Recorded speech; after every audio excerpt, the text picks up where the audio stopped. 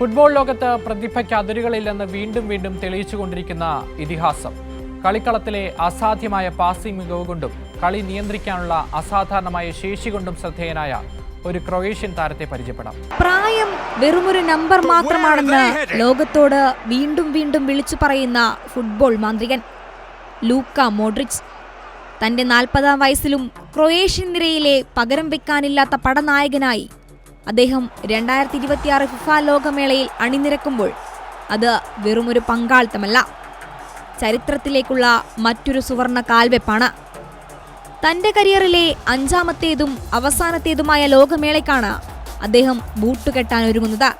Croatia group ഘട്ടം കടന്നാൽ അന്താരാഷ്ട്ര ഫുട്ബോളിൽ 200 മത്സരങ്ങൾ തികയ്ക്കുന്ന അപൂർവ താരങ്ങളുടെ ക്ലബിൽ മോഡ്രിച്ച് ഇടം പിടിക്കും. 2006-ൽ അന്താരാഷ്ട്ര ഫുട്ബോളിൽ അരങ്ങേറ്റം കുറിച്ച മോഡ്രിച്ച് കഴിഞ്ഞ 2 പതിറ്റാണ്ടായി ക്രൊയേഷ്യൻ ഫുട്ബോളിന്റെ മുഖമാണ്.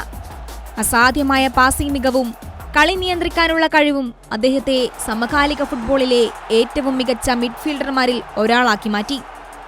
മോഡ്രിച്ചിന്റെ കരിയറിലെ ഏറ്റവും മികച്ച ലോകകപ്പ് നിമിഷങ്ങൾ പിറന്നത് 2018-ൽ റഷ്യയിലായിരുന്നു.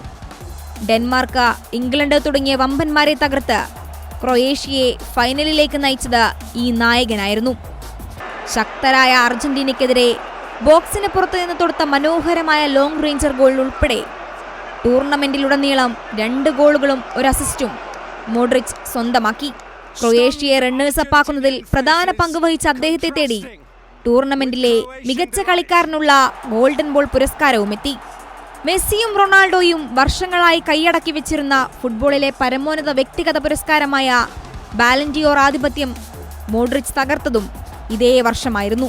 FIFA Men's Player of the Year award goes to officially the best player of the year is Luka Modric.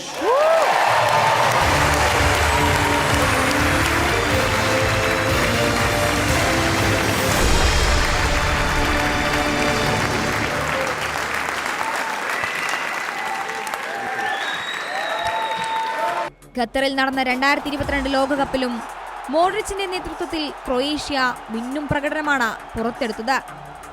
Semi ഫൈനലിൽ അർജന്റീനയോട് പരാജയപ്പെട്ടെങ്കിലും ലൂസേഴ്സ് ഫൈനലിൽ കരുത്തരായ മൊറോക്കോയെ തകർത്ത ക്രൊയേഷ്യ ലോകകപ്പിൽ 3ാം സ്ഥാനം ഉറപ്പിച്ചു. ഈ ടൂർണമെന്റിലെ മികച്ച പ്രകടനത്തിലൂടെ ബ്രോൺസ് ബോൾ പുരസ്കാരവും മോഡ്രിച്ച് സ്വന്തം പേരിലാക്കി.